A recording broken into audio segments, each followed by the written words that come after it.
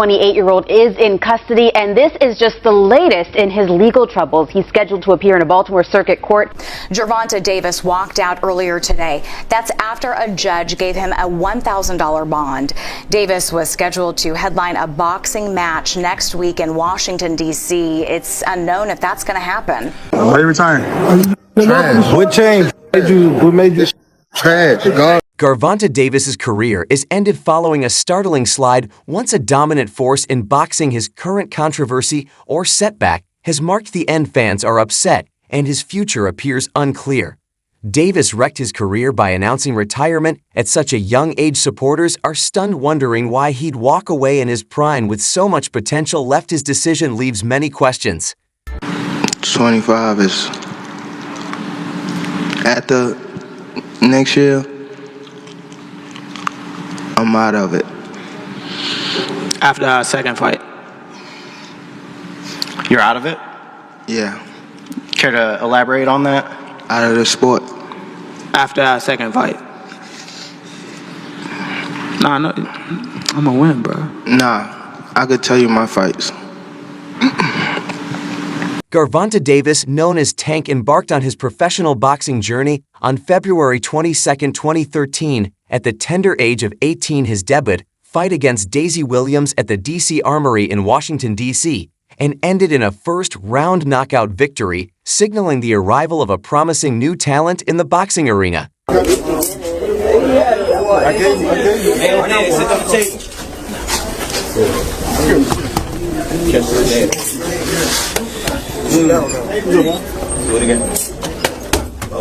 me the hand. I'll catch your hand. Catch it again. Make sure you catch it with your hand, bro. I want to touch your hand. You wanna do it? You wanna do it? Same fight? You fighting that? I don't think you fighting that. Right. You both now. You're from the both now. Bring me one for a whistle. Ooh. Bring it to the corner. Get in there. You got to step closer. There you go. Go ahead. Go together. Show hook right over there.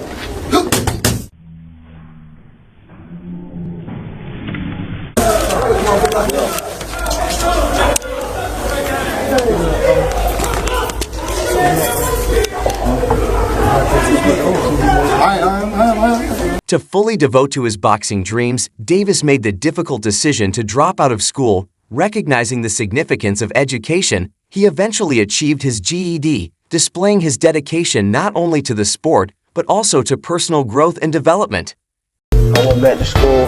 That's for me. So when I went back to school, because I dropped out because I was missing a lot of days because I was in tournaments and stuff like that, or I was fighting when I'm not in tournaments, and then it started pushing me more away from school. In the early stages of his career, Davis benefited from the tutelage and assistance of prominent boxing personalities like Adrian Broner. Broner's contacts and influence in the boxing community offered Davis with vital exposure and opportunities, helping to enhance his profile in the competitive world of professional boxing. You my brother, and I see something, I'm gonna call and check up on you, see if everything works. Or if it ain't right and I feel like you should be over here, I'm gonna let you know. And that's just all it was. That's my baby brother. You know, he called and shit. That's what it was. And now we here. Is y'all relationship the same in that way? Like, cause Calvin said that yesterday too. He was like that. There was a point where he was like, when Tank first got around you, yeah, he didn't want to leave. He was like, we had to track Tank down. Like, yo, where the fuck is he? Why he don't want to come back? Is it still that same type of energy? Of course. Like with y'all? Hell yeah. Cause I'm just saying, like, now that Tank is like the face of boxing, right? So sometimes, you know, when a nigga gets some clout and they get some money, it's like shit changed. See, one thing about him, why I respect him so much, because even though he's where he at right now in the sport and in the cash cow of the sport right now, he still look at me as big bro. He still look at me as big bro, and he still respect me as big bro, and our relationship. Another key person in Davis's career was the famous Floyd Mayweather. Mayweather placed Davis under his wing, supplying advice and assistance that went beyond the ring. Their bond was so tight that Davis referred to Mayweather as a big brother. In a sign of this bond, Mayweather presented Davis a $60,000 Jeep, indicating their close bond and Mayweather's interest in Davis's career. I was out eating, so he called me. He always told me he was gonna give me a car and stuff like that, give me a place and all that. But he had a lot going on, you know, and I wasn't rushing him because I knew he had a lot going on. So this particular day, he just called me. I was out eating, so he called me and was like, I'm about to have someone to pick you up. Just be ready. So I was out eating. So I was like, okay, I'm ready now. So they came pick me up. Then he took me to the dealership. So he let me test drive this, and he also let me test drive a Charger. The Charger was too fast, and he was like, everybody at the gym have them. That's true, they do. Yeah, he was like, we want to get you something different. So. Well, you're from Baltimore. You need a Jeep on the streets of Baltimore. Yeah. I've watched the news. Yeah. What did they say back home when everybody saw the story that Floyd Mayweather bought you a very expensive car? Not only that he bought me an expensive car, he took me in. Took you interest in you and your career, yeah? Yeah, as a fighter, also as a, you know, Floyd old enough to be my son, so I wouldn't say a big brother, so he, like a father figure and stuff like that, he took me in, and, you know, he been treating me good since I knew him. You know, he been not only in the boxing, like working with me on boxing, he showed me like the business side and all that type stuff, and he showed me a lot, and I appreciate him, and I love him forever for that. From the very beginning, Coach Calvin Ford has been a cornerstone in Davis's boxing journey, serving as his trainer, and Mentor Ford's continuous guidance and teaching have been important in molding Davis into the powerful boxer he is today. Their enduring partnership stands as a testament to the value of trust and loyalty in establishing long-term success in sports. Well-being as well as your boxing progress, who you have been invested with from the outset. Tank has been with Coach Calvin Ford since he was, I think 8 or 9, which is crazy. And the relationship that those two have is an enormous factor. Tank trusts Coach Calvin to give him the right advice, and that has been proven to be a good position, a good place to put your trust, because as of yet he hasn't given any bad advice. He's very calm in the corner. He knows when to tell Tank to turn it up. He gives him understandable advice, and he gives him very simple advice in the corner. At the gym, he obviously works him hard. He gets the best out of him. The year 2024 was a key high point in Davis' career. His performances in the ring attracted viewers, and his fame surged to new heights. Davis's combination of power, speed, and charisma endeared him to fans globe, establishing his reputation as one of boxing's most exciting talents. Despite his achievements, thoughts of Davis's standing in the boxing world differ. Some detractors believe that he is overrated by casual viewers who may not completely appreciate the sport's complexity, while others say he is underestimated among boxing purists who realize the depth of his skill set. When he fought Isaac Cruz, he was 25-0, and he fought that little dude, that little pit bull coming at him all the time. And I mean, the movement, the boxing skills, that to me was the moment that Gervonta Davis hit the scene, and I said, yo, this is one of the best fighters in the world. When did you know he was one of the best fighters in the world? Like, even in the fight, I knew that I had him. I mean, everybody knew. No, but people didn't know, like, he actually can hit. Like, when his punches was like hard. Felt it? Yes. Was he the strongest punch you think you ever felt? Facts. Really? Yeah. A topic of debate among observers is the caliber of Davis's opponents. Some say that his promotional organization has purposefully selected matches that favor him, limiting his exposure to more formidable challenges to genuinely solidify his career. Some demand for Davis to battle champions in other divisions, particularly those in the 135 pounds and 140 pounds weight classes, thereby validating his mettle against the finest in the sport. All right. Hey guys, Adriana Jimenez joined here with two-time and current WBA super featherweight champion Gervonta Tank Davis. Gervonta, just a couple of days away from headlining your first U.S. base card against Hugo Ruiz, originally against Abner Mares, who we wish a speedy recovery.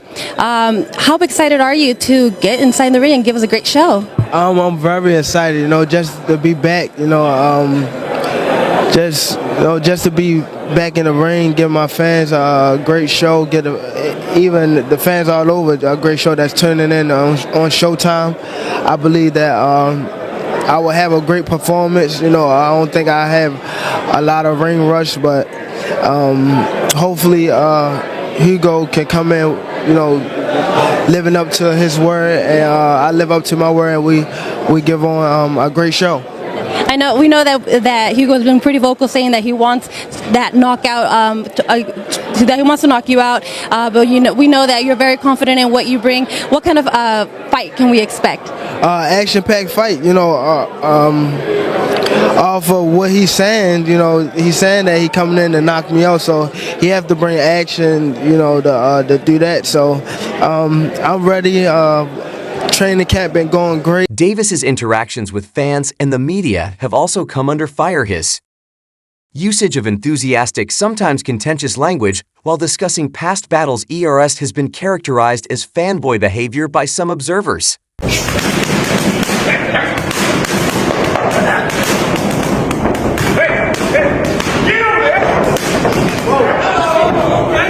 God damn.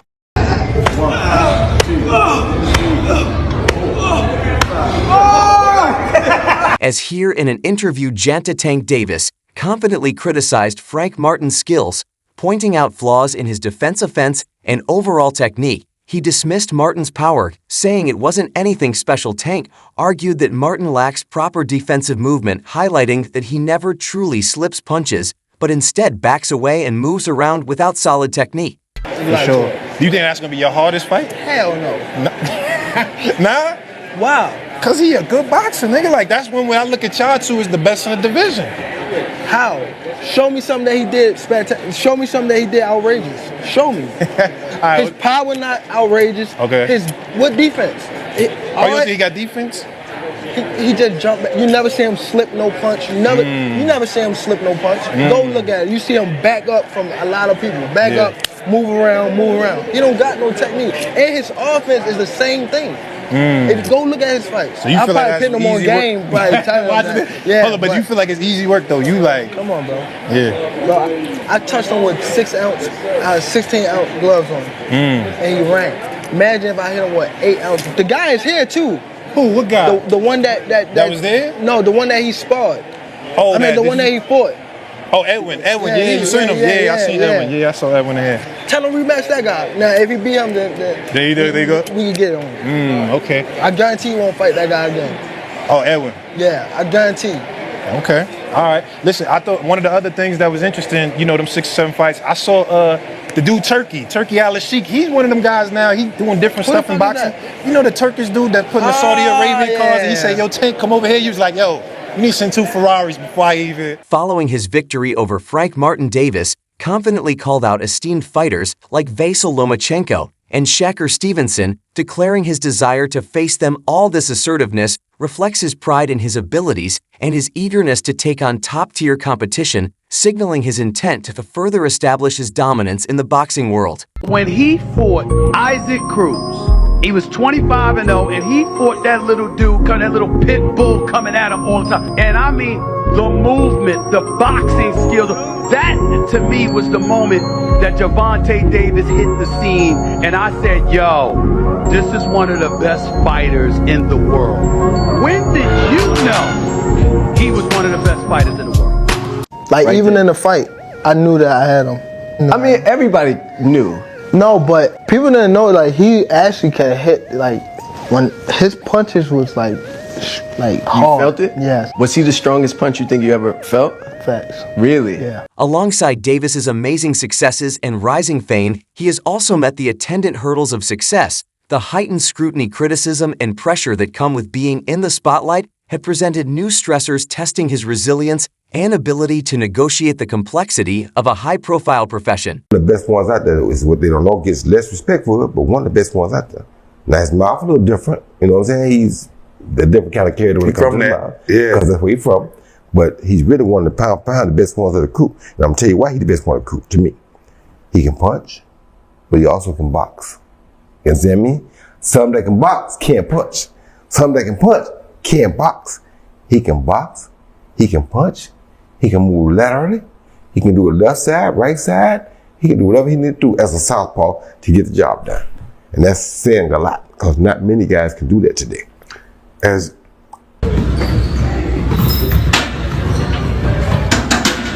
You're gonna have some music on that bit, ain't it? Initially, retirement was not on Davis's radar, however, as he faced various personal and professional challenges. His perspective shifted. He began expressing disillusionment with the sport, referring to boxing as trash, and stating that he no longer cares about titles or accolades. This change of heart has led him to consider stepping away from the ring earlier than anticipated. Are you retiring? Trash. What changed? What made you? Trash, garbage. I don't care about belts and I don't care about that stuff. I don't care about none of that. That's why I don't want boxing no more. When you start listening to love for boxing, what happened? I want to do therapy, right? It will lose the fire that I have inside me. The overwhelming nature of fame and constant attention has taken a toll on Davis, has become increasingly aggressive and vocal about his desire to retire, emphasizing his need for relaxation and therapy. At a relatively young age, Davis acknowledges the importance of mental health and the necessity of stepping back to focus on his well-being, even if it means leaving the sport he once loved. Everyone to see, on whether it's on social media, whether it's the comments that are being made by both men. Gervonta Davis reacted to, Floyd Mayweather explaining why he did a press conference on the same day that, Gervonta had a press conference, and he said they offered him $1 million for that particular press conference, and Michael Benson reported this, and Gervonta Davis quoted the tweet and said "lol" on top of it, because Gervonta Davis apparently was quoted saying that it doesn't matter how much money a man has, he can still be jealous. Like, why Floyd would be jealous of Gervonta Davis? Gervonta Davis, I like Gervonta Davis. I think he's a very exciting talent, very good fighter. He was telling me just stay calm. I always like to listen to Floyd when it comes to big stages like this, because he's the only one that been in my shoes and been like in these type of fights. You know what I mean? So I always try to stay close to Floyd when stuff like this happens. You know what I mean? Just to keep me humble and have me on the right track. You know what I mean? So I always appreciate Floyd for being in my corner, having my back. Always, you know what I mean? So it's always a be love for Floyd Mayweather. Observers have speculated about the reasons behind Davis's contemplation of retirement. Some believe he may be experiencing boredom, having faced and defeated many of the opponents he set out to conquer. Others suggest that the pressures and demands of the sport have led to burnout, prompting his desire to step away. Like day one in the camp, I start running probably like, it's different times. I might don't feel like running in the morning. I might run at night. It all depends what fits you. Like, I run in the morning. If I don't, I run at night. Train probably like 2 or 3. If I want to do something again, I train at night. Or I run, and that'll be it. But when I'm in camp, I really don't go outside. Like, it's hard for me to go outside, so I just be in the gym and home. That's it. Like, I don't go nowhere. Some people just go away and be... But you specifically? Me? First of all, I get a camp house, out here. Like, day one in the camp, I start running probably like... It's different times. I might don't feel like running in the morning. I might run at night. It all depends what fits you. Like, I run in the morning. If I don't, I run at night. Train probably like 2 or 3. If I want to do something again, I train at night. Or I run, and that'll be it. But when I'm in camp, I really don't go outside. Like, it's hard for me to go outside, so I just be in the gym and home. Regardless of the cause, it is apparent that Davis is battling with difficult emotions as he evaluates his future. Despite his predisposition toward retirement, Davis has revealed a desire to face 3 specific opponents before hanging up his gloves. How you feel about Floyd and Tank beefing online? I see it a little bit. Yeah,